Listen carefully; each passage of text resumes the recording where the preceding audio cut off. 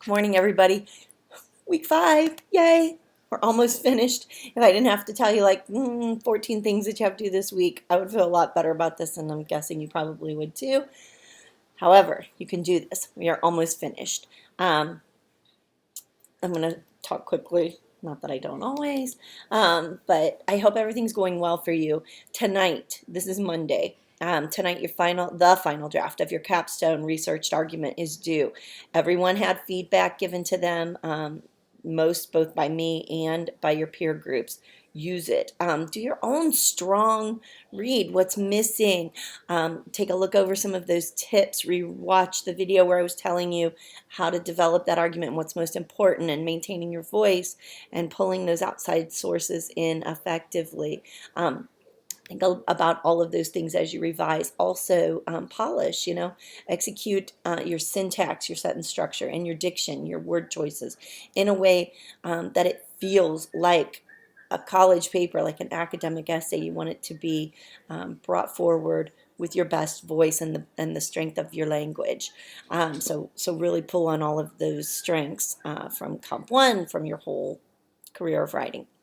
Okay, now, sorry, the sun is glaring horribly back there.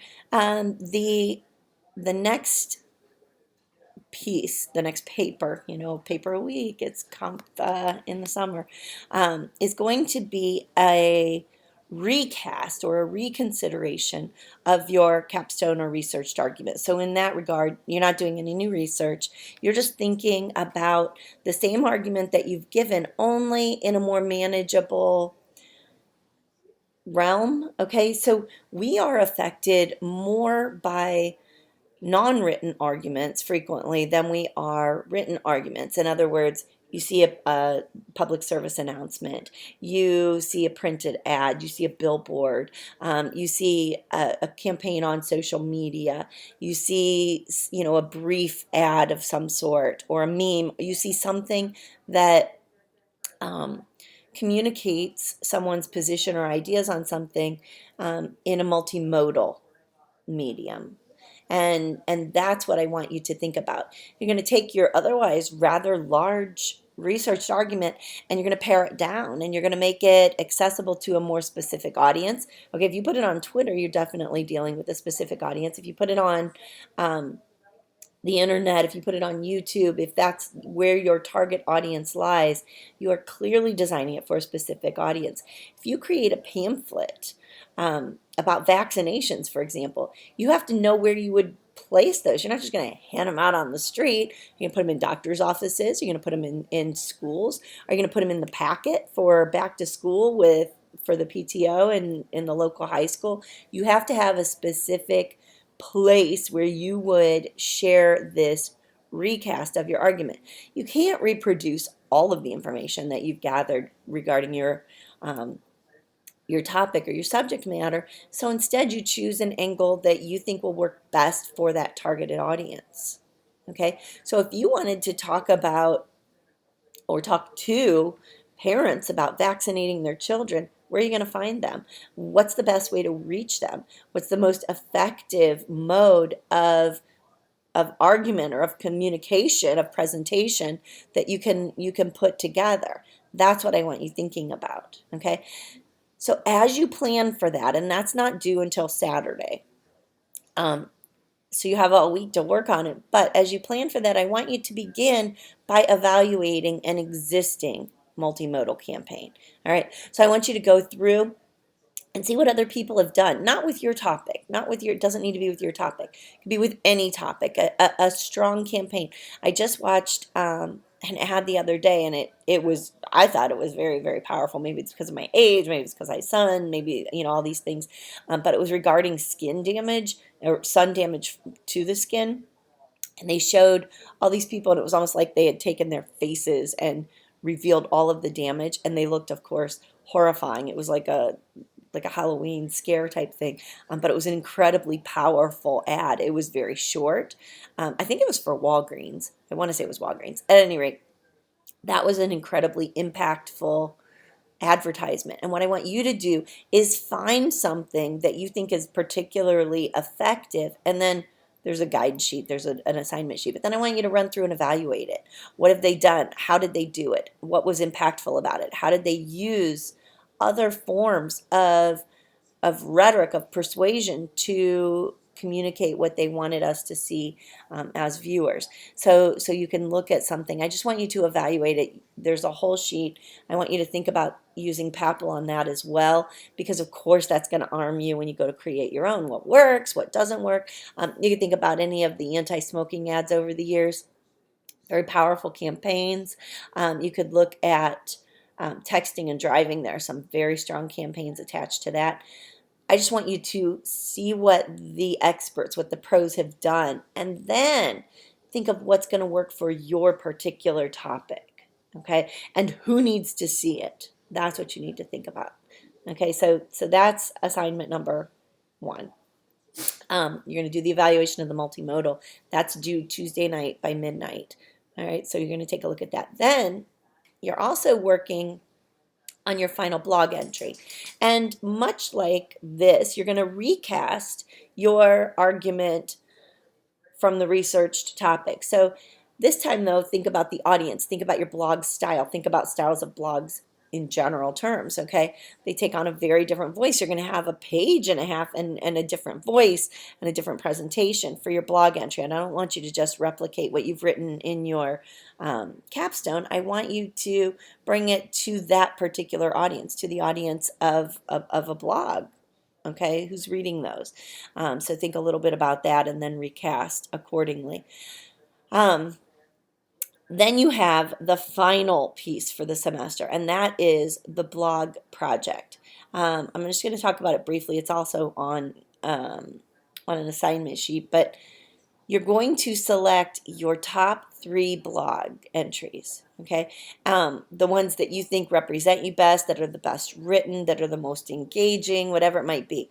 And you're going to revise, go back, polish them. There were typos, mechanical errors. You want these to be pieces of publication that you're proud to share. Okay, so you're just gonna clean those up on your blog site. Then you're going to choose the 3 that you think best represent you or your blog or your abilities or all of the above. And you're going to copy and paste those, and you're going to put them in a document for me just so I can access them easily. I've read all of them, obviously, but I want to be able to see them all together. And then I want you to write a short reflective essay where you tell me what you've chosen, why you've selected those, how and why those are your strong entries, how you feel about blogging in general, what you know about the audience, what you know about the style, the structure. Some people really just don't like that whole medium. They don't read blogs, they don't care about them, but most people look and they're like, this is kind of cool. There's a lot of good stuff on Medium and on other blogs, and maybe it's more manageable because you can digest so much in a shorter frame of time. So think a little bit about that as you go back and re-examine those entries. I'm looking for perfection, to be honest with you. I don't want to see any mechanical errors in those final blog entries. You've had a chance. They should be polished. They're published. They should be presentable. In other words, your representative of you, and your credibility would suffer if they're not.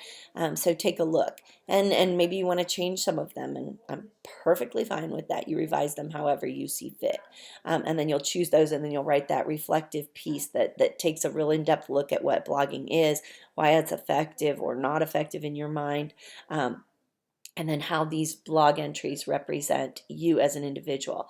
In the meantime, I've also posted, because I know you don't have enough to do, I've also posted some information about logical fallacies. And they're kind of implied throughout as we look through things. When I tell you your logic isn't working out, you're making some errors in development of the actual argument. And so I have a module on logical fallacies.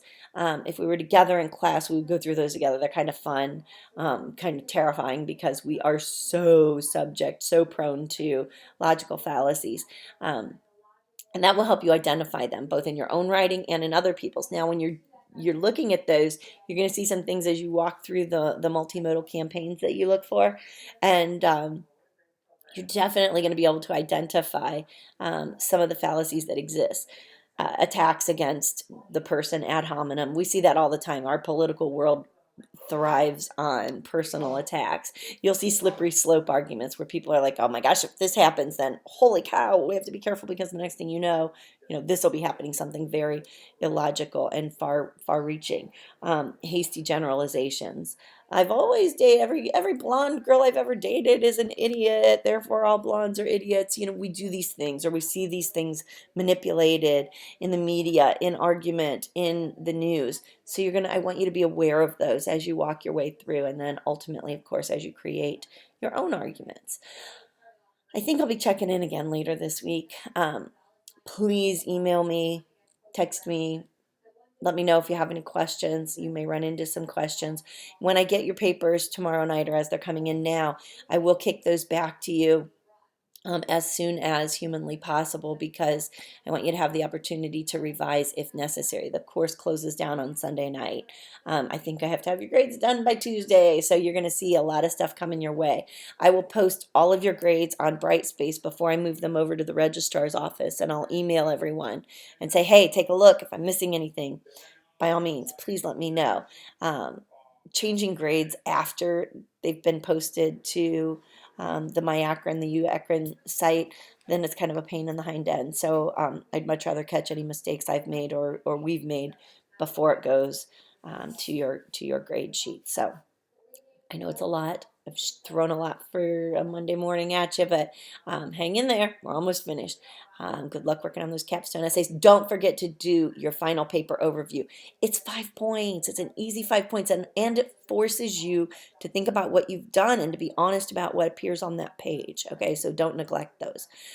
Have a great day.